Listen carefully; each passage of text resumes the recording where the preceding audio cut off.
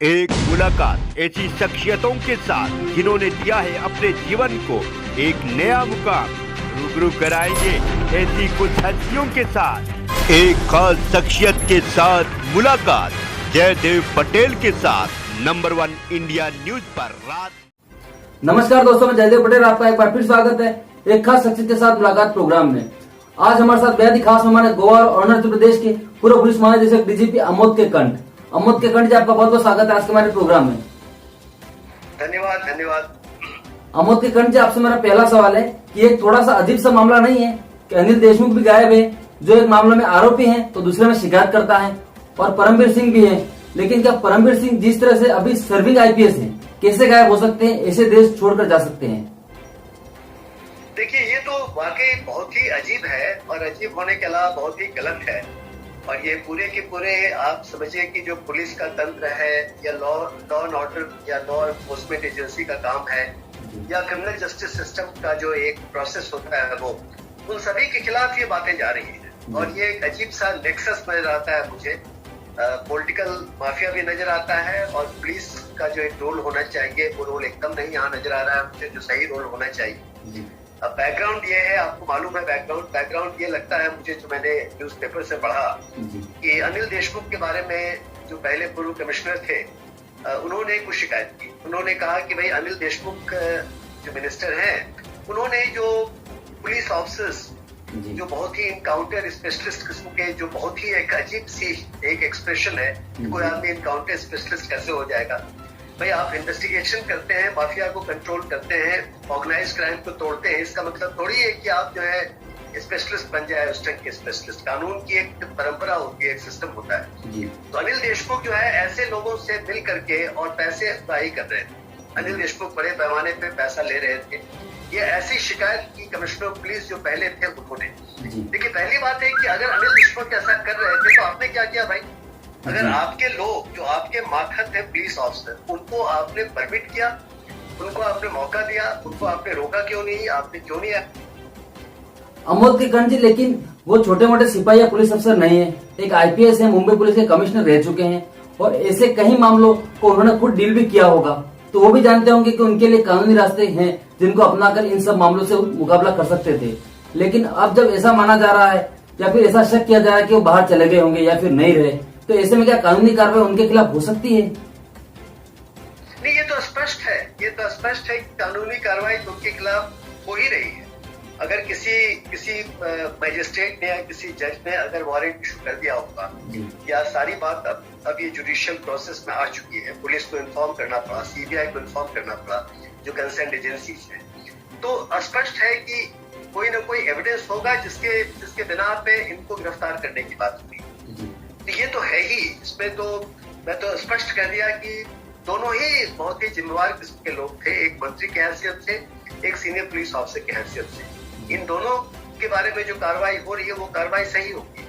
लेकिन जो दूसरी एक और बात मुझे नजर आ रही है इसके अलावा, कि ये जो कहानी शुरू हुई, ये कहानी जब शुरू होती है, आपको दूसरी कहानी जो अंबानी के घर के सामने जो आपको एक सारे एक्सप्लोसिव से भरी हुई गाड़ी मिलती है, और फिर वो गाड़ी मिलती है ऐसी जो गाड़ी पुलिस हेडक्वार्टर में पाई जाती है, वहां उसको रखा गया। फिर उससे कहानियां शुरू होती हैं। उसमें जो इनकाउंटर स्पेशलिस्ट हैं, जो इतने साल तक एक पॉलिटिकल प्रोसेस में चले गए, नौकरी छोड़ दी, उनको वापस बुलाया जाता है। अब बुलाया जाता है सीनियर पुलिस ऑफिसर्स की मदद से, वो वापस बुलाते हैं, अपने इतना करीब रखते हैं और पुलिस हेडक्वार्टर में बिठाते हैं, उनके साथ मिलकर काम करते हैं। ये बड़ी अजीब सी बात है।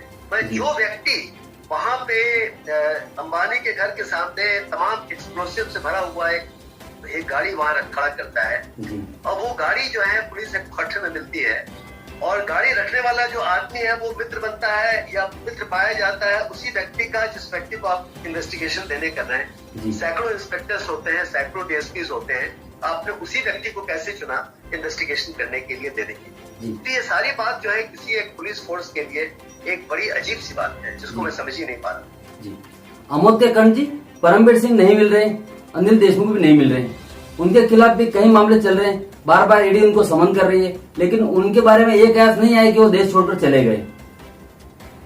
नहीं, कायदे से ये पुलिस की जिम्मेवारी थी, और जितने भी इंटेलिजेंस एजेंसीज है उनकी जिम्मेवारी थी कि वो इनको रेड कॉर्नर नोटिस इनके खिलाफ इशू कर रहे हैं। सारे एयरपोर्ट्स पे, सारे निकलने के रास्तों पे ये कह देना चाहिए था पहले कि भाई ये लोग वांटेड लोग हैं और इनको बाहर नहीं जाने की इजाजत दी जाए।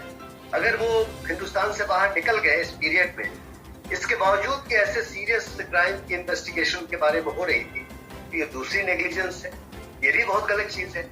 ठीक है, हो सकता है कि इनके बारे में बात साबित ना हो सकता है कि अंत में जाके इनकी उनको सजा ना मिले, लेकिन इन्वेस्टिगेशन के दौरान जितनी सीरियस बातें सामने आ रही थी उसके मुताबिक इन दोनों को बाहर जाने से रुकना चाहिए था पहले, अगर ये गए तो। और देश के अंदर मान लीजिए कहीं पे छुपे हुए हैं तो पकड़े जाएंगे, जहां तक मैं समझता हूँ। जी अमोद के कर्ण जी, क्या ये कह सकते हैं कि राजनेता हमेशा आरोप लगाते हैं, उनके खिलाफ कुछ आरोप लगता है तो राजनीति हो रही है? क्या यह यहाँ पर एक सरकारी अफसर के साथ में आपको लगता है कि कुछ न कुछ उसके साथ में राजनीति हो रही है? देखिए, ऐसा है कि राजनीति तो साथ चलती है। राजनीति का मतलब यह है कि होम मिनिस्टर सिर्फ राजनेता नहीं होता है। होम मिनिस्टर एक बहुत सीनियर गवर्नमेंट फंक्शनरी भी होता है, एक पब्लिक सर्वेंट भी होता है, और उसको भी अधिकार होता है। हर होम मिनिस्टर के कुछ अधिकार है। इन्वेस्टिगेशन में वो अंदर घुस करके इन्फ्लुएंस नहीं कर सकता है, क्योंकि इन्वेस्टिगेशन एजेंसी की एक अपनी इंसुलैरिटी होती है, उसको एक आजादी होती है इंडिपेंडेंट इन्वेस्टिगेशन करने की। लेकिन बहुत सारे मामले में वो अंदर जा सकता है, सवाल जवाब पूछ सकता है, इंटरफेयर कर सकता है, क्योंकि उसकी हैसियत है, उसकी जरूरत है वहां पे।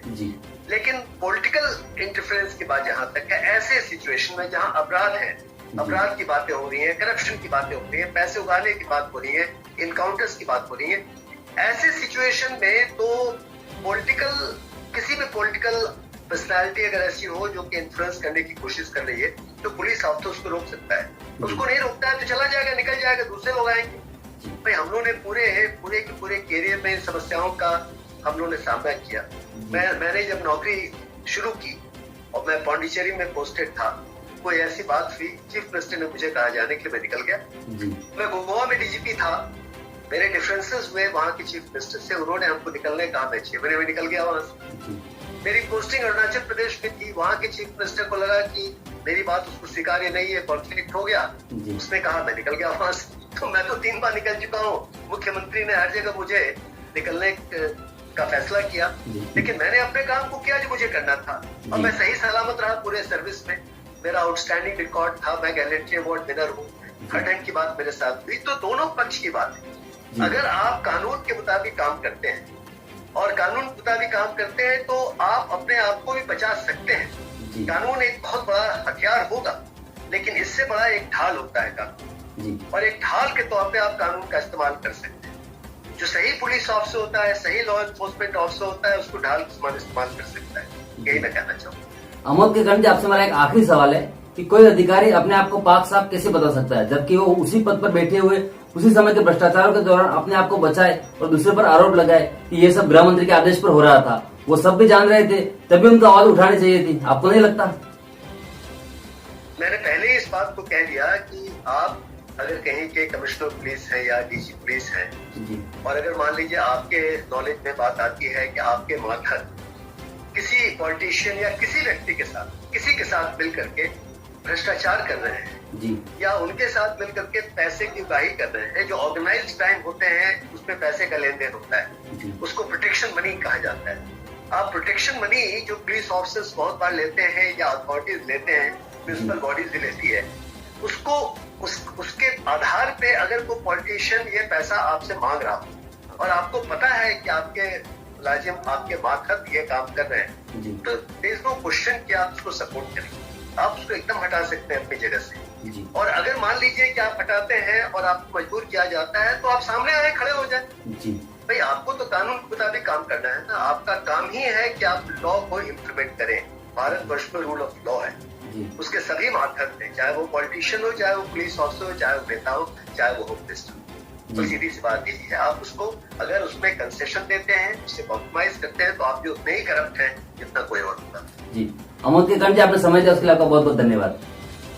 थैंक यू, बहुत बहुत धन्यवाद आप।